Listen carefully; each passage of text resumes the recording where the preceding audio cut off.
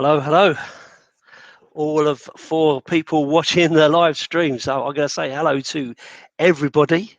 Hello, everybody, all four of you.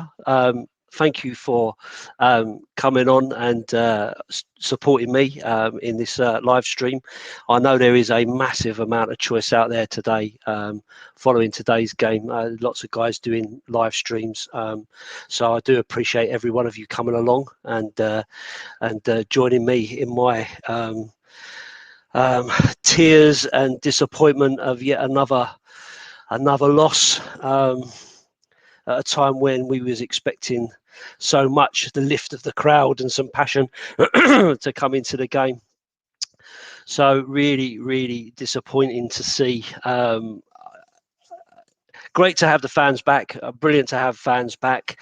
I've just read on Twitter by Richard Cracknell that there was about 10,000 fans there, all obviously kept away. Actually wrote it down. Fans are all in the top tiers of the of the stadium.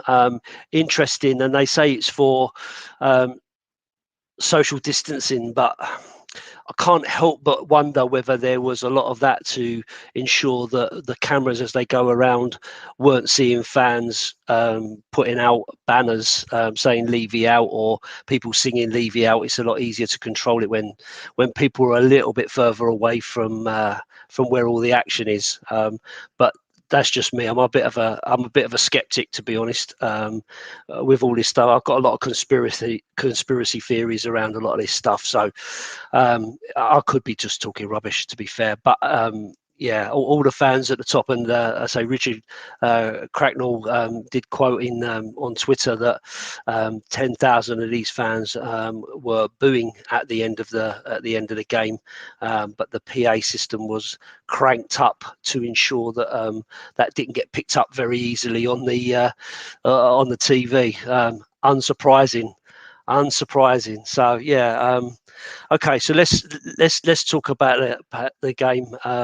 Initially, absolutely terrible result for us.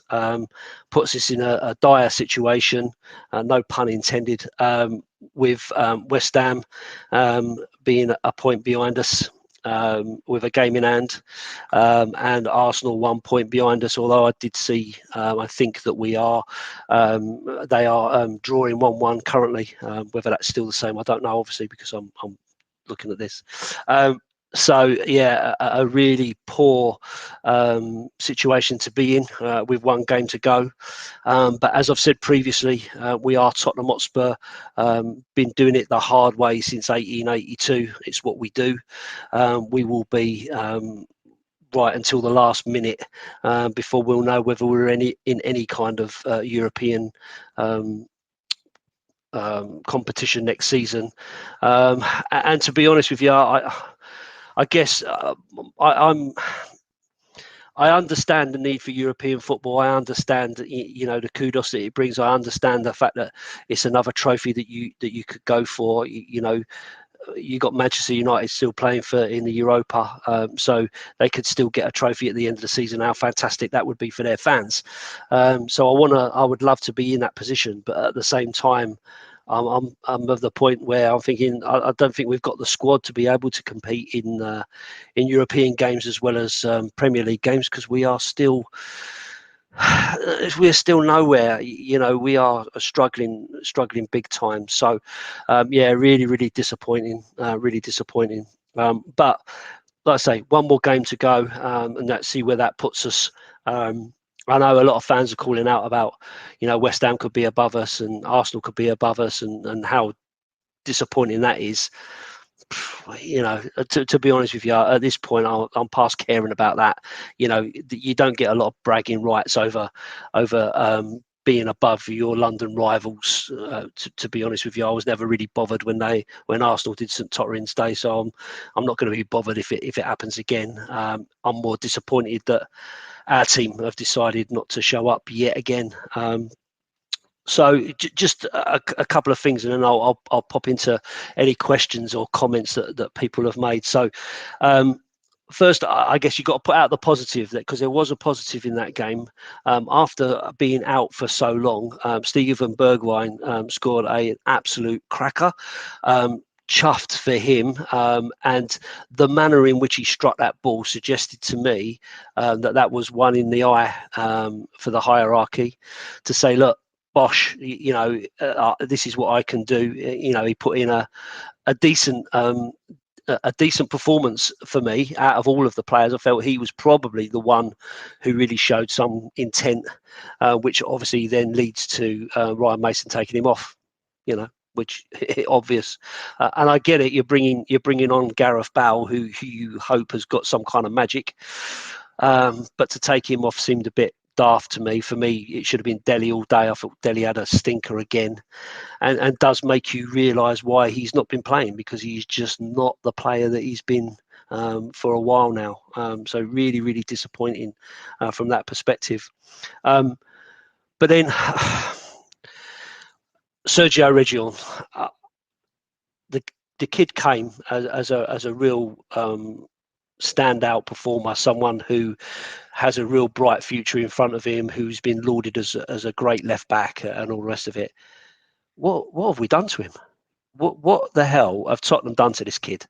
Because he was all over the place again, and this is a continuing theme for him. He's been quite poor for a while. I've called it out before. I've said it before. He only seems to have one leg. He's so left-footed, it's painful. And for me, that's why he scored the own goal, because he's tried to hook it away with his right foot. He's got no control over it whatsoever, and ended up putting it into his own net. Excuse me if you can hear my dogs barking. So really, really disappointed with that. He had bags of time, loads of time. He could have brought the ball down. He could have cushioned it and played it off to someone who could have cleared it. The panic to just clear the ball was clear for everyone to see, for me, and that's why he that's why he ended up with that own goal. Nothing that Lloris could do about it. And to be fair to Lloris, he kept us in it a couple of times. And then you move on to the second goal, which he's at fault again for, in terms of hitting it straight at the player twice.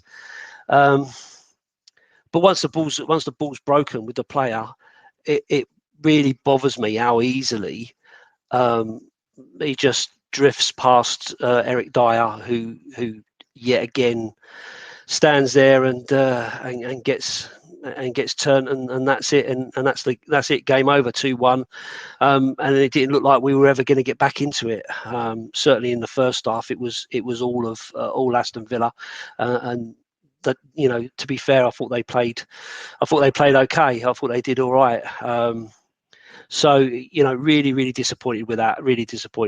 And to be fair, without those two mistakes from Reguilon, it could have been a bit different. But they were playing well. So it's just, this is why I hate doing instant videos, and I tend to do it the next day when I get a chance to really get my thoughts together, because I'm hurting at the moment, as I'm sure most of you are. So it's just one of those. So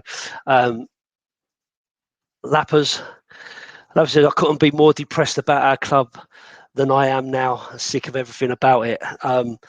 Absolutely, mate. I don't think any of us can wait for this season to be over, whatever that means. Really, I don't know what else to say. It's been one of the worst seasons that I can remember for a long, long time, where we've just seen nothing going on at all. So, so Arsenal still 1-1 apparently. So that's good. Nigel, Mason playing his mate Dyer and not Rodon. Rodon not even made the bench once since Mason took over, a rookie manager out of his depth. I go along with that, Nigel, to be honest with you, because it can be the only reason. I have called out personally. I have called out that we need to get some kind of consistency in the defence, because I felt that with Jose keep changing. every week, week in, week out, who's playing, who's not playing. That really bothered me, and I did feel that we needed some consistency. So potentially he's going for consistency, and that's why he's gone for the two that he's gone for. But given how bad Dyer's been this season, for me, I cannot understand that decision. And for him to say there are players above Roden that are showing more, I just wonder who he's looking at. Mark says Mason, I'm sorry, is clueless. And it does feel like that. It does feel like that. I like you say, with the substitution today, taking off Bergwijn, who seemed to be the only one really making any kind of effort, seemed a bit odd to me. I did call it. My son-in-law was watching with me, and he said, he's going to bring bad on. Who's he taking off? I said, well, it's going to be Bergwijn. I would want it to be Dele. But it wasn't to be, and it just shows that lack of. I don't know. He ain't got a lack of knowledge of football, because obviously he's a football man and all the rest of it. But it does seem a little bit like he's got his team in his head who he wants to play, and that's who he's kind of going for. So really, really disappointed with that. Mark also said Dele more interested, laughing and joking with Grealish. The good Dele would never have done that. He seems to have lost his hunger, and I think that's really a key point. I think Dele seems to be a guy who's made it. He's made it now. He's got everything he needs. Football's just something he does. That's how it seems, because the young Dele, who was after everything, who had that bit of bite about him, who got into trouble and okay, did some fouls and stuff like that, but he was hungry, he was keen, and I don't think that he's got that anymore. He just doesn't seem to have any kind of passion to do it. He was slow, he was lethargic. He did a few little tricks, but it's all too slow. And I think that's the team altogether, was very, very slow. Midfield was non-existent again. Højbjerg is trying to do everything, and that could. My son-in-law just showed me that West Brom are now beating West Ham, which is great news if it stays like that.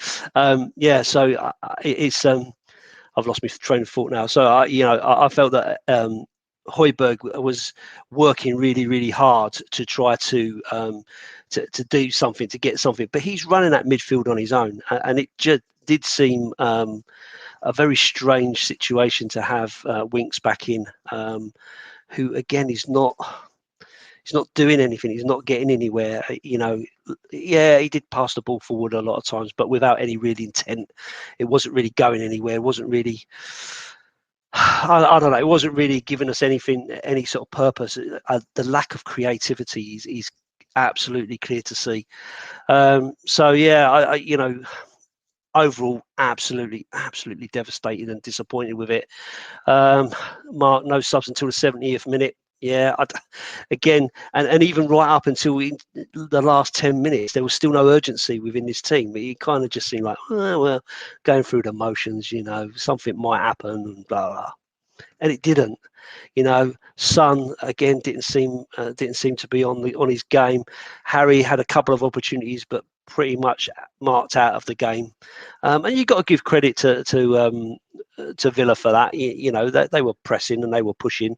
And how disappointing is it, and how embarrassing is it? And this is embarrassing, I think, the fact that they were able to bring on a 17-year-old and a 19-year-old towards the end of the game. I mean, they were laughing at us. You've got Dele, you've got Bow, you've got Harry Kane, you've got Son, all these top players, right, playing for Tottenham, and they're bringing on a 17-year-old and a 19-year-old.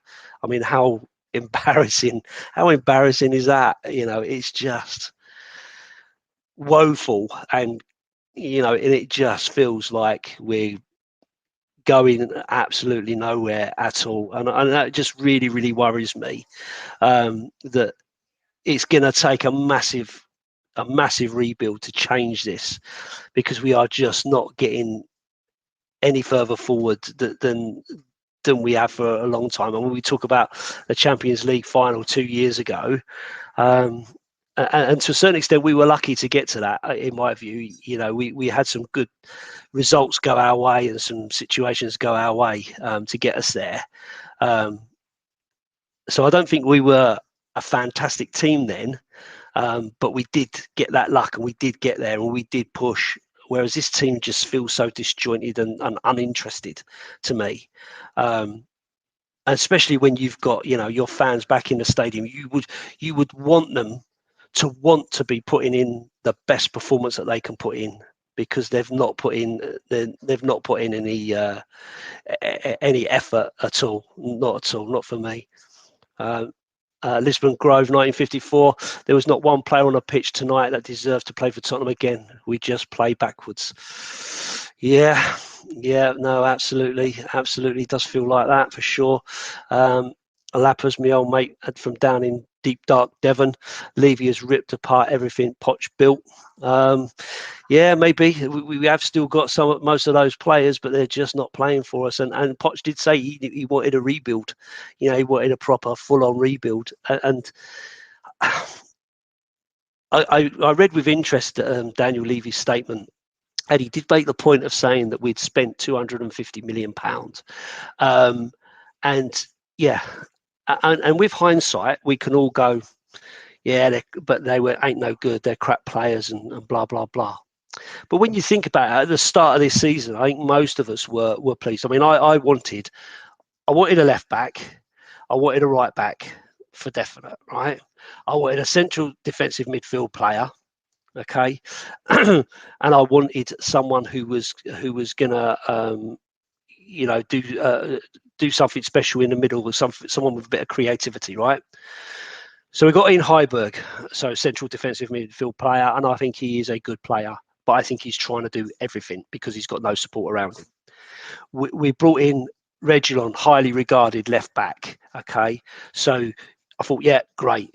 We brought in Doherty from Wolves, and again, had a great season with Wolves, played really well. He's a right back, can't be much worse than Serge Aurier, surely. And then you add on top of that Gareth Bale, the stellar signing, the Messiah returning and that. And I looked at it and I thought, you know what, this is a great window. This is a window that that we've been crying out for. But has it worked? Clearly not. Now, like I said before with Reguilon, is that because of something that we're doing as a team, as a coaching system or whatever? Or is he just not good enough? Doherty, I don't think has had much of an opportunity, and when he hasn't played particularly well. He's had a poor season by the standards that he had before, and the insistence of the coaches to stick with Aurier makes that even worse, because the guy can't even get in within the team to build any kind of understanding with the rest of the back four.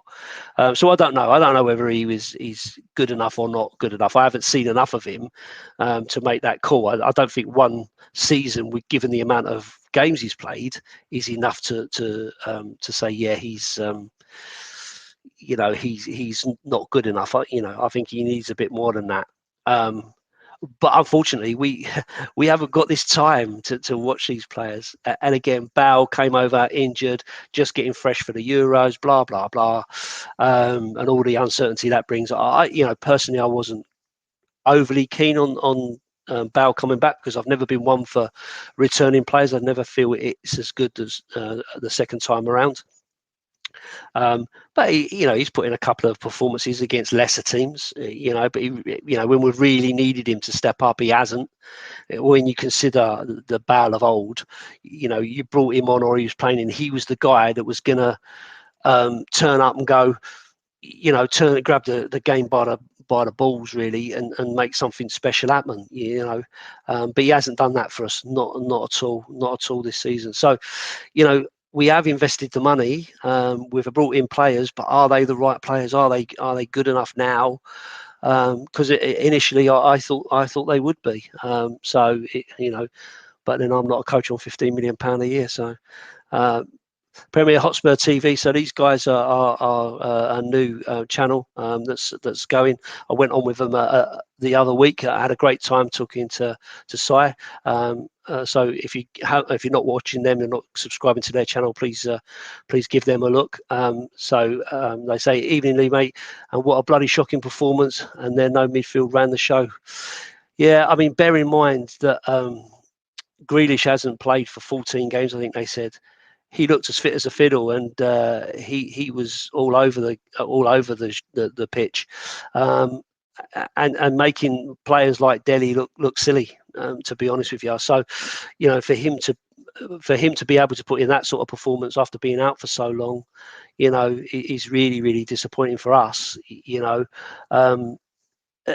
What can you say? The thing I did, I wasn't too happy about it. I'm gonna have to take a swig of my coffee. Excuse me.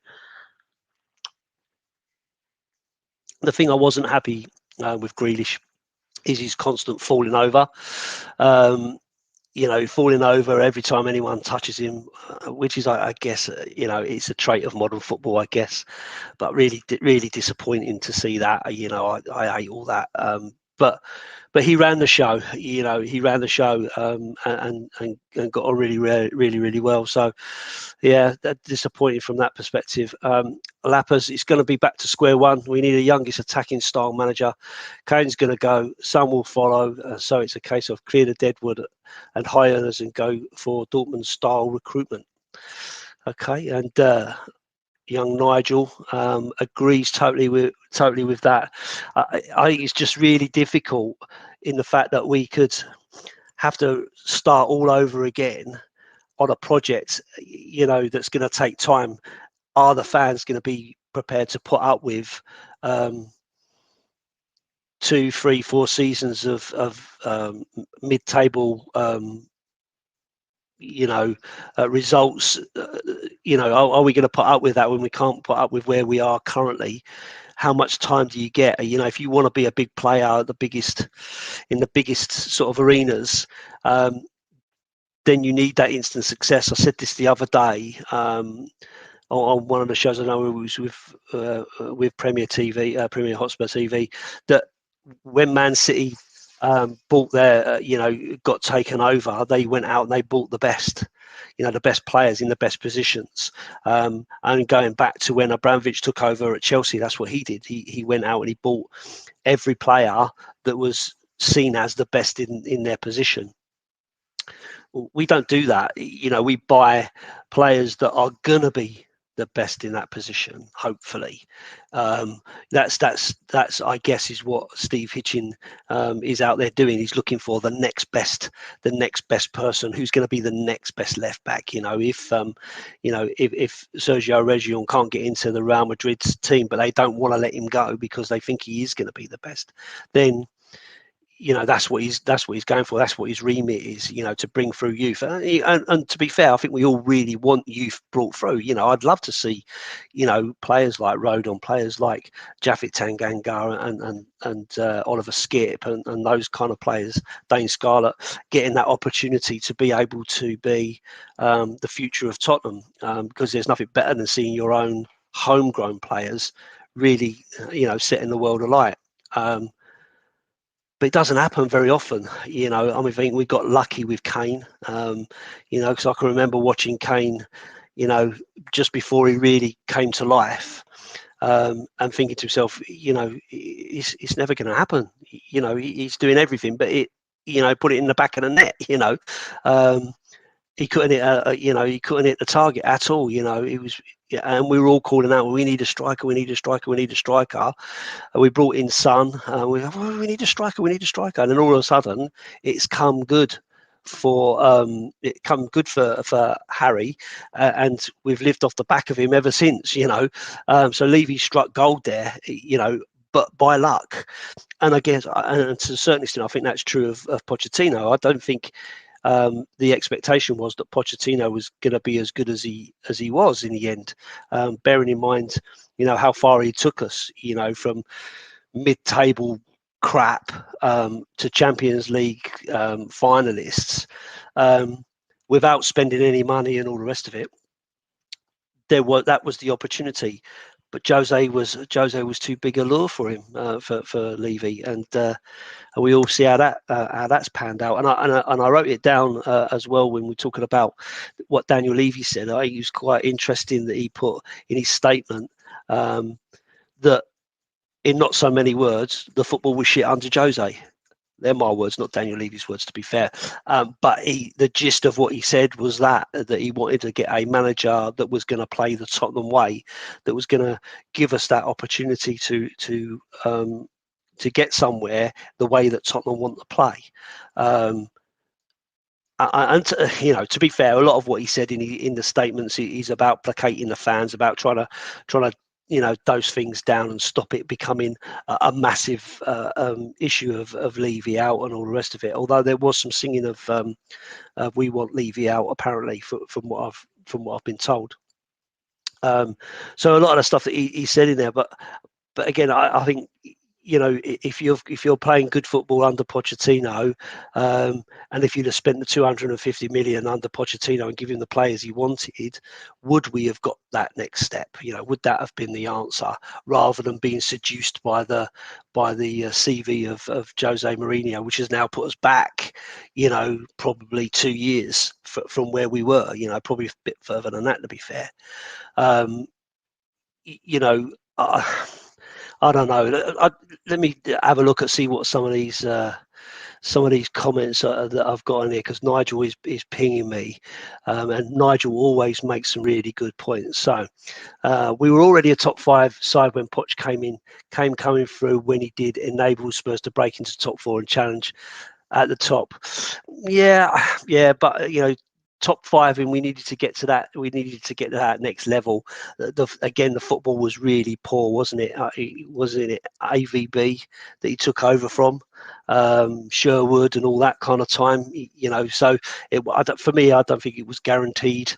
I didn't think that was the where we were going. It felt that we'd become a bit static and it needed a change. And I think with Pochettino coming in, what he did is he cleared out some of that dead wood, some of those players that were holding us back, a bit like we need to do now, and then started mixing it up with some youth and so on. So, I think we've always been in or around, from the 2000s, we've always been in or around, from the days of Jack Santini and Martin Jol, we were always flirting with getting to the higher levels of the league.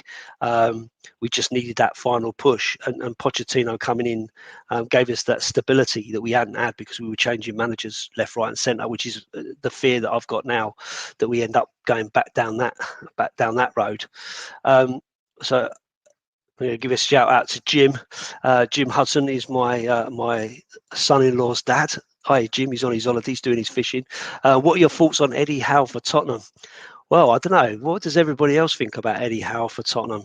I've seen Bournemouth play a fair few times.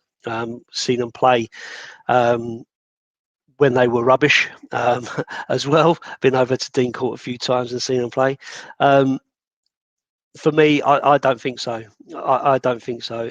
For me, he kind of goes into the same sort of realm as Graham Potter and Scott Parker. To be honest with you, I think we need someone who's a bigger name, who's going to be able to get some kind of respect and some kind of demand something from these players.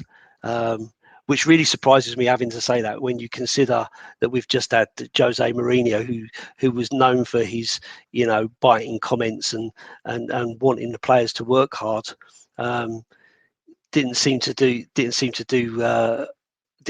very well for us. So I don't know whether he softened and the players took the mickey a little bit, or whether these players are prima donnas who really don't want to take that kind of comment from people, and you have to manage different people in a different way. I know I do manage people myself, so I know how difficult it is to get that balance right over different people. So so there is a couple saying that they'll be happy. Bradders, let's get Bradders up there. Bradders, he'd be happy with Eddie Howe. Premier Hotspur TV saying we need someone like Conte. Again, Chelsea reject. Didn't they get rid of him because the football wasn't very good, and that's what Abramovich didn't like? I don't know. A lot of people saying he's a good shout. He is a class manager. He has won things. He's proven. And if you're gonna try to keep Harry Kane and your top players, you need to be giving them belief that you're going to get the very best that are available to come and look after you and to take you forward. Because if you said to, with all due respect, if you said to Harry Kane, right, come on, Harry, look, you've got another 3 years on your contract, we'll give you another contract, see out your career here, you can get all the goals, beat Jimmy Greaves' records, you can beat the Premier League record and Shearer's record and all the rest of it. And the guy that's going to take you to that next level as a manager is going to be Graham Potter. Don't think he's going to be totally inspired by that. And again, the same for Scott Parker or Eddie Howe. For me, I think you need someone who's going to demand that kind of respect. I mean, Harry, Son, Højbjerg, they were all Lucas were all fans of Mourinho. Whilst it didn't work overall, that did show that they were the guys that stood up for him and worked. I did see, what was that comment there? Lappers, what are you saying, Lappers? Do we stand more of a chance for Rodgers if Leicester miss out on the Champions League place? Well, let's pose a question, really. Why would we want Rodgers, who's been in a position of guaranteeing himself top four and hasn't? Is that just another Pochettino scenario? I don't know. I'm just posing it out there. What do you think? Do you think that that Rodgers is the man? I know he's won trophies up in Scotland, but then so's Neil Lennon. So I don't know. He took Liverpool to second, and he's won the FA Cup in this crazy season that we've just had. So I don't know. It's such a difficult one to call, to be fair, in terms of manager, because a lot of it depends on what's going to happen. It's all well and good saying, okay, let's bring in Scott Parker. Now, Scott Parker might be a really good coach. Eddie Howe might be a really good coach, might have really good management skills. He might be tactically really, really good.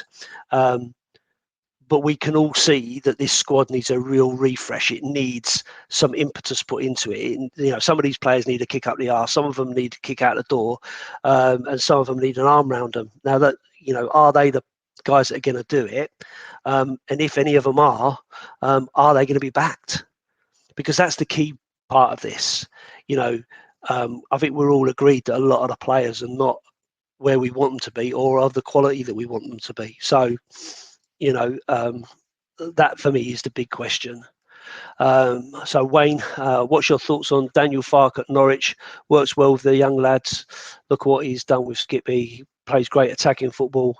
He will bring Max Aarons, Benida and Todd Cantwell. Will he? I don't think that's a given, is it? I don't think it's a given that he's going to bring all these players with him. Again, Nige saying is a good choice, although is he big enough name for us? I think we're Tottenham fans, right? So we all think that we are the best team, and we all think our players are the best, and this is the best club in the world, and all the rest of it, and we're a big name. But unfortunately, not everybody agrees with that. And so, it's going to be a really difficult one, because you would have thought that there'd be top managers out there, banging on the door saying, I want this job, I want to take Tottenham forward. You've got the England captain there. You got a World Cup winning goalkeeper there. You've got young talent there, coming through, like Tanganga and Delhi, and who wouldn't want to take this on? And this is why Jose Mourinho came. He looked at that squad on paper and thought, wow, there's some decent names there, that would really take us. I could really do something with them. It's a better squad than I had at Man United, for instance, and look what he did there. I don't know, and I mean, this kind of sums it up a little bit. What top manager is coming to Tottenham? Will you guys get real? Yeah, and it kind of just feels a little bit like that to me at the moment. I'm not sure. I'm not sure that any really big name is gonna grab at the opportunity. Having looked at what's happened to Mourinho. I personally think that someone will end up with someone like Espirito Santo from Wolves. I said this yesterday when I was talking to Chris Cowlin. I thought someone of that nature, and I wouldn't mind betting, and I'm starting to scratch my face again, which is really annoying for everybody.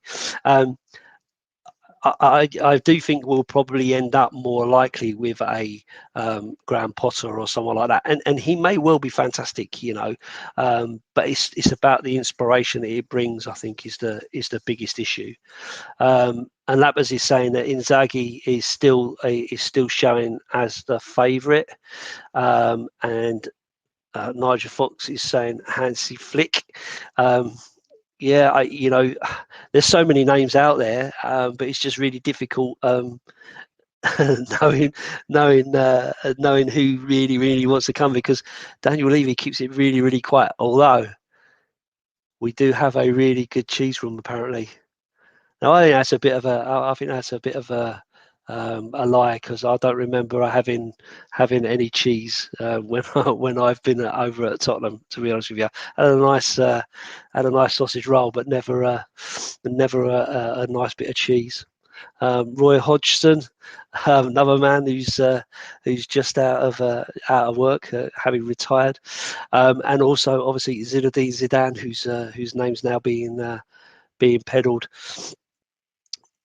Ian saying Ledley for manager.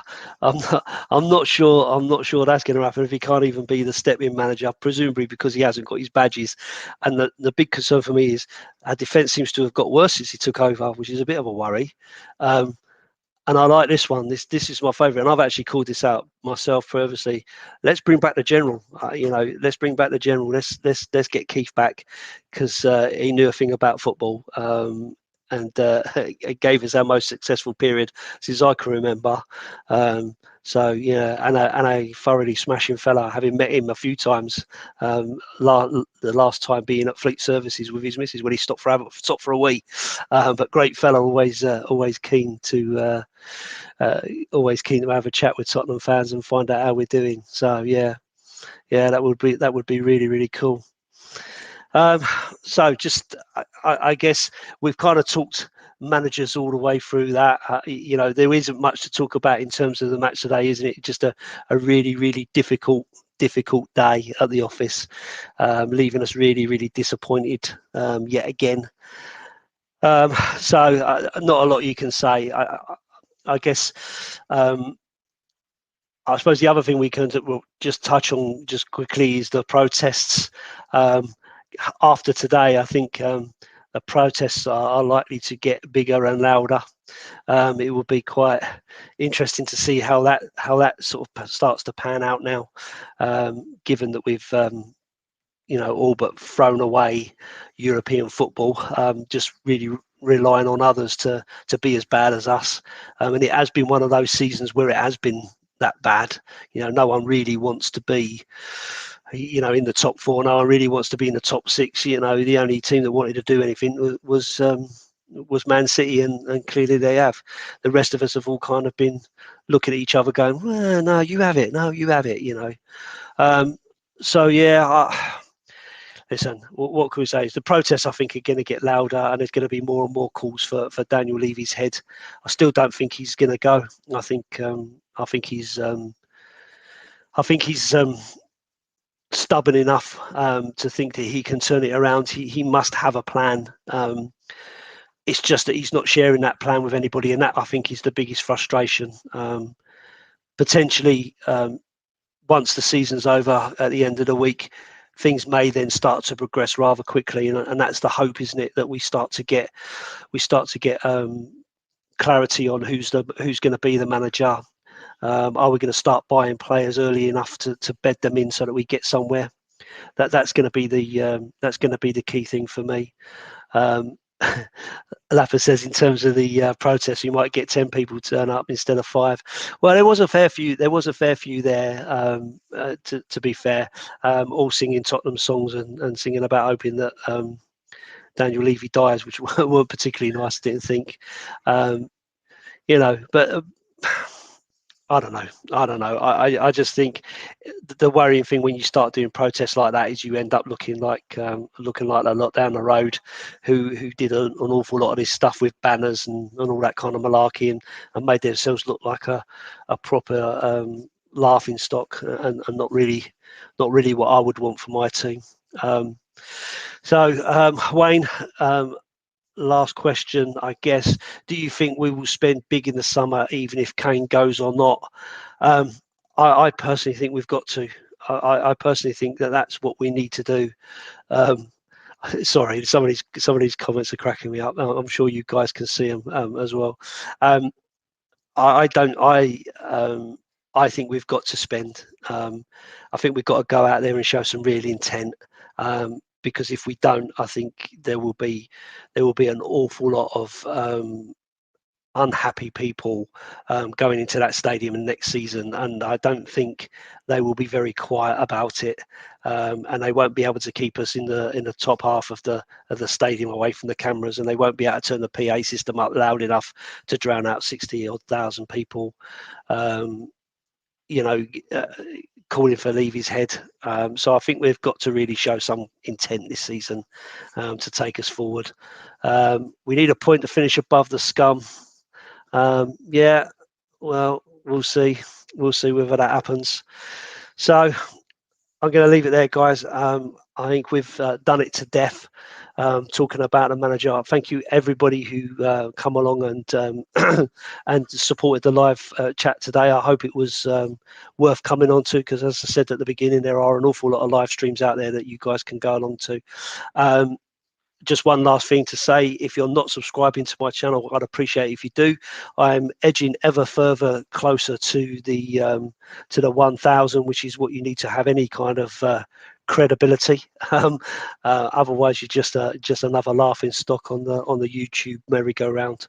So thanks for coming along, and I hope you've enjoyed it all. And I'll leave you with these immortal words: up the Spurs.